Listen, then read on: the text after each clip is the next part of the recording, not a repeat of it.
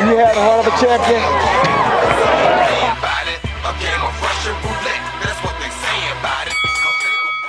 My name is Jason Ingwalson. I've been an athlete pretty much my entire life. By the age of 5, my mother, she enrolled me in the martial arts. But by the age of 7, I was hit by a car, and I was placed in a body cast. And the doctor said I would have a little chance of having an athletic life. But by the age of 10, after being enrolled back in a martial arts, I was the first free black belt in martial arts. So I proved the doctors wrong. Then at the age of 10, I entered boxing. After winning the gold medal at 13 years old, I moved on, fought in the PAL, the Golden Gloves, and I won tournament after tournament. At 17 years old, I was given the award of Boxer of the Year, and I was moved to Las Vegas, Nevada, and I was set to be managed by Jamie Foxx. In 1997, I fought in a tournament called the Muhammad Ali Cup, and I represented the United States in my division at 125 pounds. And this tournament was held in Louisville, Kentucky. And in this tournament, I fought against different countries, and I won, and I won, and I won. In amateur boxing, there's 12 weight divisions, and I earned the gold medal in my division. And after the tournament was over, I was selected as the All-League Cup, the MVP of the tournament. And when they called my name, I was in shock. I didn't think they called my name. I was like, really, they did? So I walk up in the ring, and Ali, he walks up to me, puts a medal around my neck, gives me a kiss on my cheek, and we take pictures. Photographers attack us with pictures. I was like just blown away then. So the first annual Ali Cup is in the books. A great crowd to support this local event in Louisville, and great champions as well. Nice idea the year after the Olympics to go with the Muhammad Ali Cup. It injects more enthusiasm and some life into the Olympic movement here. It's something that we'll look for in future years, something for people to point to, and this was special. 12 champions, 12 gold medals were determined this week here at Louisville. Here's a look at the winners.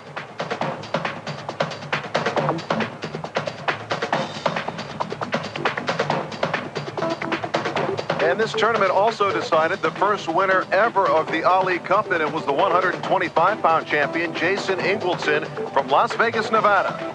He's a happy young man. For Dave Bontempo, this is Larry Michael saying so long from Louisville, Kentucky. This has been a presentation of ESPN. After taking pictures with Ali in the ring, we walked outside the ring, and it was me and Ali signing autographs next to each other. And I'm sitting there, and at 17 years old, I'm signing autographs next to Muhammad Ali. I'm like, wow. And I remember people coming up to me, I'm like, no, get his first. Ali leaned over and he whispered into my ears. He said, Jason, I have to tell you something. You're doing amazing right now. But in your life, I'm going to tell you something. Just like hard times came my way, you have hard times coming your way, troubled times. You're going to be yourself is going to be put to the test. I didn't understand, but I just listened to him. He told me, said, Jason, your trials are coming your way. But I'm going to let you know something right now. You have a lot of happiness coming your way. But if you want that happiness, when these trials come, whatever you do, never lose your faith. Ali told me that. And it was like, that was 1997, 3 years goes by, and all of a sudden, my career is over. And throughout that time, I never lost my faith. All those years, not one day. And I'm so thankful. After the Ali Cup, I fought against Texas, in Houston, Texas. I fought against Russia. And it was Olympian in Russia. And I won. I dominated on Fox Sports, and I dominated them against the Russian.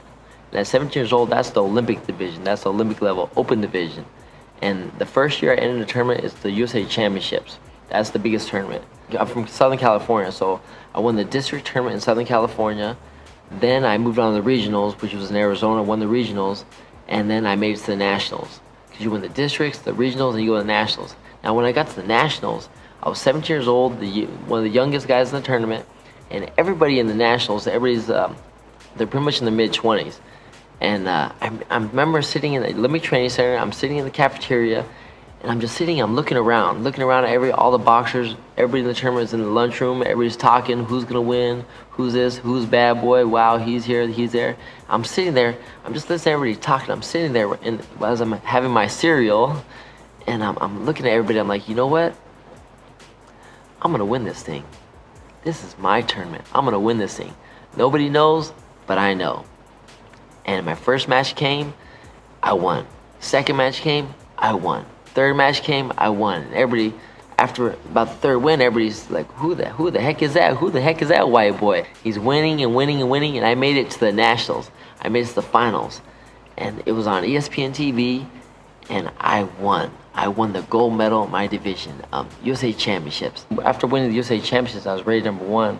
I was selected to go to Indonesia for a for actually 2 World Championship tournaments. It was my first World Championship tournament, and the thing about it was a long flight there. When we arrived in Indonesia, I was full-on sick.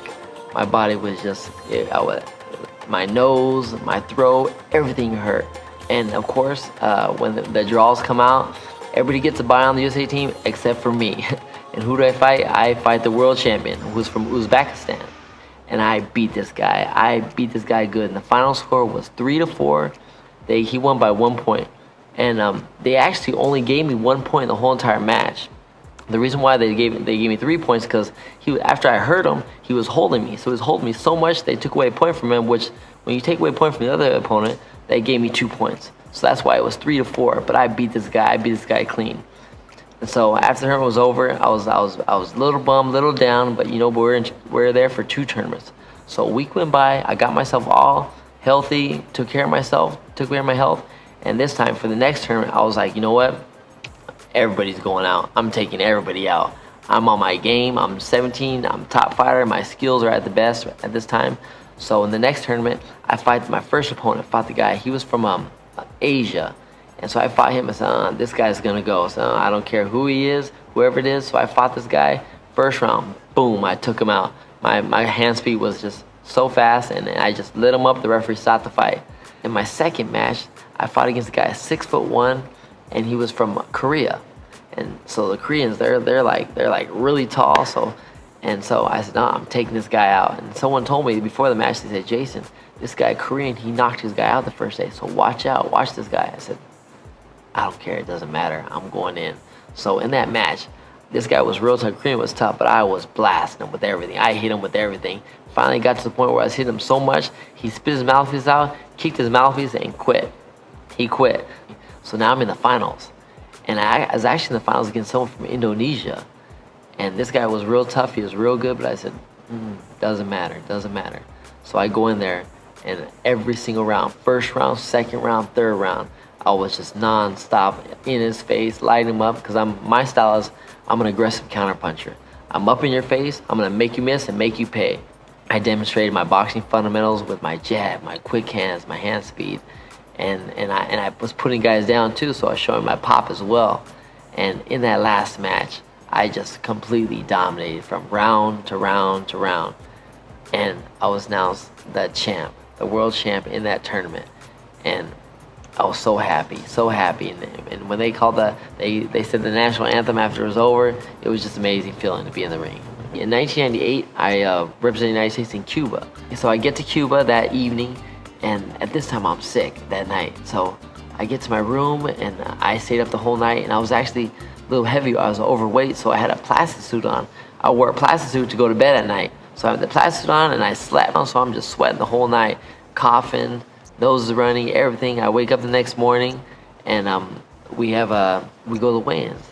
And I make weight, the team makes weight. And so the coaches told us, they said, you know what?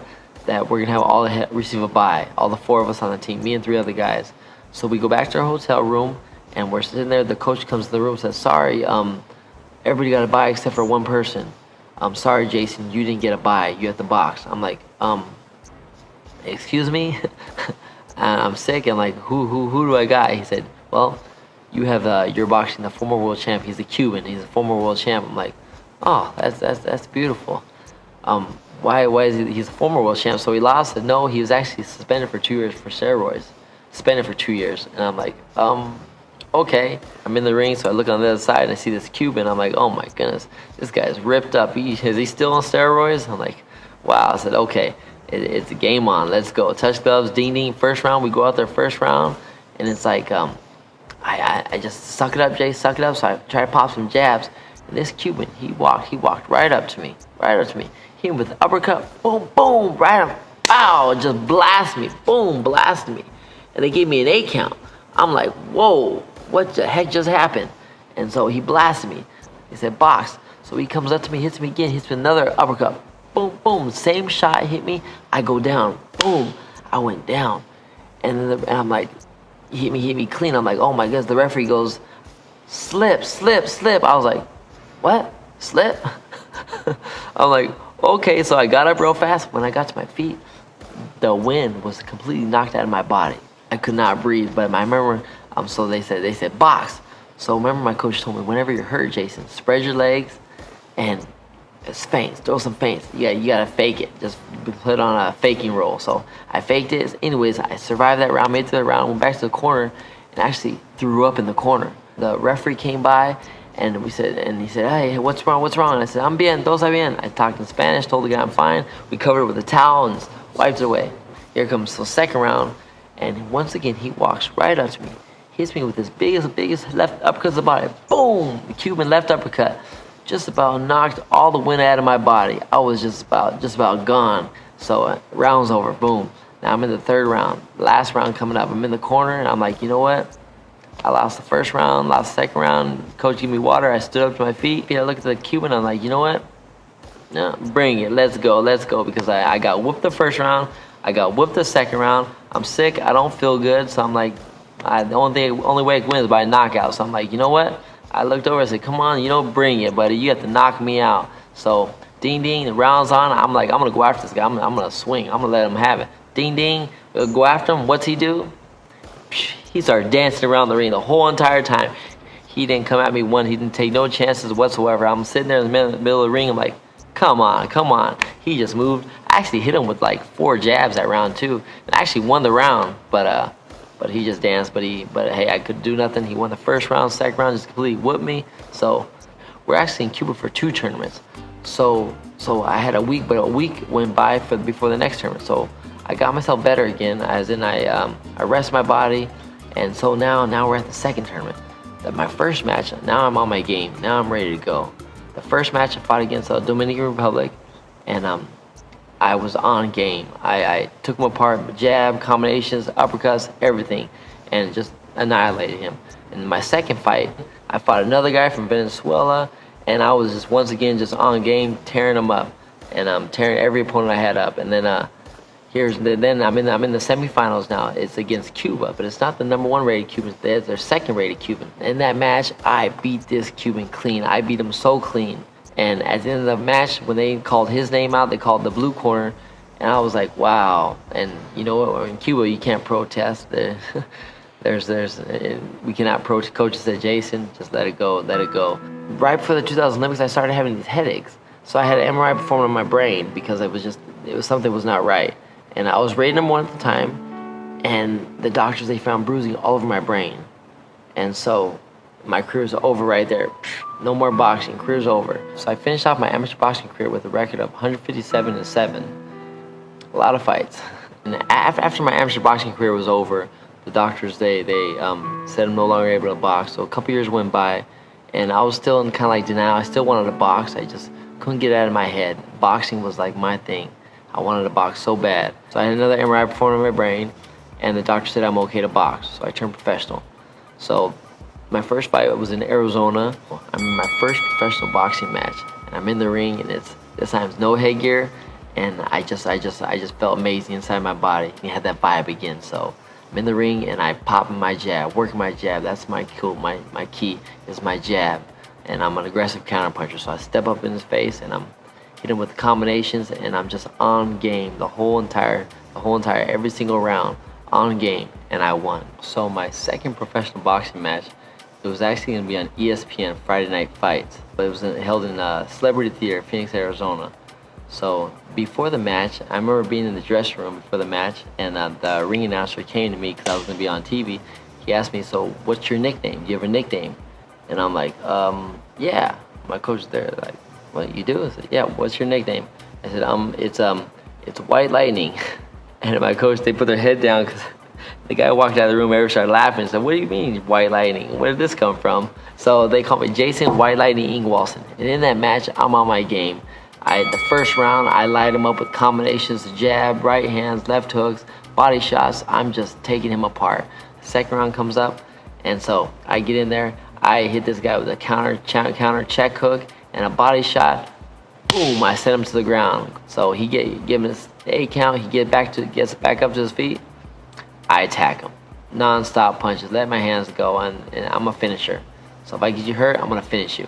And I took him apart, took him out, and I won that match. I was so happy. And after the match was over, when they announced my name, winner Jason Walston, the whole crowd started saying "OB, OB," like as in Opie Taylor. I was like, what are they saying? And they're like, they're calling you Opie, calling you Opie Taylor. So I'm like, wow. They're like, no, we're not making fun of you. We're giving you a name. Opie, you're like Opie Taylor. So now I'm on my 3rd match. Once again in Arizona, I beat the guy and I won. And so now I'm 3-0 as a professional boxer. And in my 4th fight, it was a last-minute notice. It was like a week before the fight, they told me I'm gonna fight at 100. I believe it was like 135 pounds. I'm like, okay, that's fine, because after my last fight, I just kind of took a little break, was resting for a little bit, resting for a month, and so I gained a little bit of weight. 4 days before, they said, okay, we have your fight in 4 days, and if you win this fight, there's big contracts that you can that'll be available for you. The guy you're gonna fight is pretty much a tomato can guy I can knock out any day of the week. But what I did was I lost 20 pounds in 4 days. So I went from 150 to 130, because they asked me to decide. The fight wasn't at 135, which I thought it was. It went down to 130. So down to 130, lost 20 pounds in 4 days. By the time I got there, my body was completely, I was zapped out so much. I was like, my head didn't feel good. I felt more than lightheaded. I didn't feel good at all. And I remember we get to the boxing matches, the event. I go into that first round. I still remember I had nothing in my body. Nothing in my body. I tried to move around a little bit. I threw a couple of jabs. It was like I was pushing my punches. I had nothing whatsoever. He hit me with a soft jab, and it just kind of like, whoa, it hurt so bad. I like just didn't more than daze me. It was just pain. It was like, wow, oh my goodness. So he hit me with a couple shots that round, and I went down. So I got back up. He hit me with another. He actually hit me with another jab, and I went down. And I was like, you know what? I can't go no more. That's it. I got up to my feet, and I walked my corner, and that was it. Fight was over. That was my last match right there. It's over. My light is out. My boxing light is out. After that match, I was taken back to Las Vegas and had another MRI performed on my brain, and that's when the doctors, they found bruising all over my brain, and they said if I ever get hit again, I would die. From there, the doctors, they actually placed me on medication, and it was like I suffered through 7 years of seizures, and the medication I was on, it was pretty rough because the side effects were real horrible. One of the side effects was to take away my emotion side, my blindness, memory loss, and so as the medication was healing my brain and healing my body, it was like taking away from my life because I couldn't live a full life. Throughout that time, and I believe it was 2005, I suffered from seizures, but they're called partial complex seizures. But I still had to work, so I was actually hired by UFC, Dana White. Dana White hired me, and I was actually his personal trainer, as well as Fertitta Brothers. I was their personal trainer as well as Ed Bernstein. I even trained a group, Cali Swift District, Teach Me How to Dougie. I was their personal trainer at one time. In 2005, my brain, I was not feeling so good, so I told Dana White, I said, I'm sorry, I can't work for you no more. Thank you very much. He gave me a great opportunity, Dana White. Fast forward, 2010 came 7 years later. I had another MRI performed on my brain, and the doctor said my brain is looking better. It actually was healed up, and so they took me off the medication.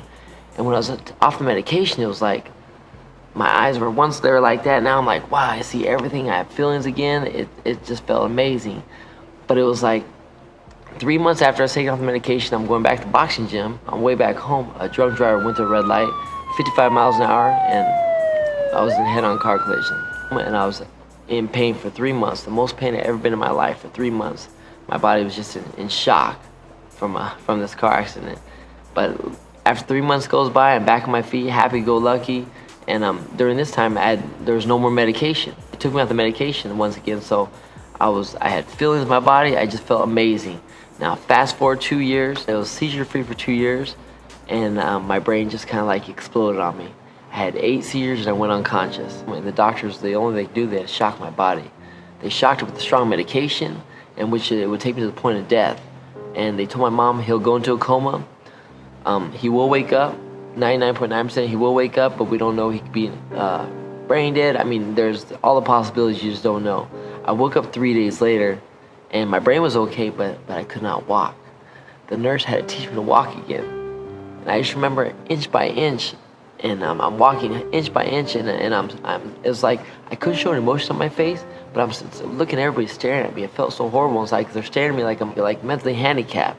And so I felt so bad inside my heart. It's like, this is not me. I'm happy-go-lucky. I'm always energetic. And but so anyways, they sent me home with a walker and crutches. And on the third morning, after I woke up on the third morning, I received a miracle. All my balance, walk, talk, everything came back to me again, and it just improved every single day. And the doctors have no explanation. And but I do. I never lost faith. From the day I started having seizures, I told everybody, one day I'll have my life back again. One day I'll have my life back again, and I'll be at full health. And it was like 7 years later, it came, and I received it. And I'm so thankful. And it's like, if I had a chance to go back to 1997, 1998, 1999, where I was number one in the world and set to go to the Olympics, if I had a chance to go back and where I never have seizures, never have nothing, I would not change one day. I'd go through everything all over again because of what I'm doing today. I'm able to talk to kids. I do public speaking, whether it's at schools, churches, auditoriums, and I'm able to share my life, share my testimony with others. It was the middle of September. I received a phone call from friends of Roy Jones Jr. asking me, saying if I was interested in a job. It was actually a good friend of mine who gave me the call. His name is Tommy. I said, sounds great. So they brought me down, they talked to me, and next you know, boom, I'm working for Roy Jones Jr. When I was asked to work for Roy Jones Jr., that's like a dream. Roy Jones, the one who I looked up to in my career too, because he's the best boxer of all time. I looked up to him so much, and so working for him, that's like a dream. So of course, and now they hired me. Now I'm a trainer here at the gym, head trainer here at Roy Jones Jr.'s boxing gym called Fight Academy, and I'm also manager of the gym. And I'm also matchmaker of the gym as well. I'm coaching professional fighters here, and I coach the celebrities that come in the door. Coach, and I'm helping kids as well. I help kids, amateur boxing kids. I love giving back. Always willing to help out kids and adults, professional, amateur, here at Roy Jones Jr. Boxing Gym. And I'm so happy to be a part of this company. And as a manager, I'm thankful. My name is Richard Jimenez. I'm a fighter. Jason Walson has been training me since I was 20 years old. One thing I can say about Jason Walson, he's a great guy. He's a wonderful trainer, and I think he's one of the best around. And I hope one day I could be a good trainer like he was and train my sons as well. Thank you, Jason. Yeah, my name's Dick Ingwalson. I'm Jason's dad. Boxing's really blessed to have Jason as part of the sport. He grew up with old school coaches, Pops, Andy Anderson, coaches on the Olympic teams, and he took all that, put it together, and works with these young guys now. Boxing is just very fortunate to have fellas like him. His biggest drawback would be his honesty. People can take advantage of him because he's so honest, but I'll take that over anything else. I've never heard him say anything negative about anybody. He accepts everybody who there is, and that's so important. Even if the fella has no skills, no abilities, he'll work with him and make sure he doesn't get hurt. Very few coaches are that way. Jason takes him under his wing, and that makes a real special person, and I'm very proud of that. I'm blessed, and everything I'm doing these days, it's just every day I wake up, I'm so happy, I'm thankful. I pass on a smile, I'm a very outgoing person. If I see someone, I'll say, hey, how you doing?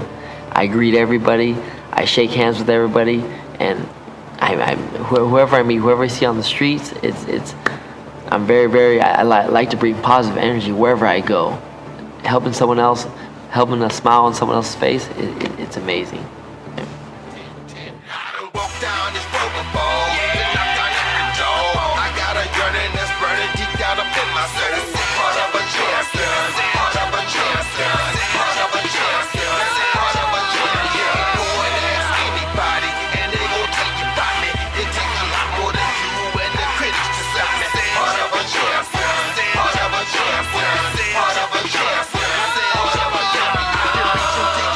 When the rest of y'all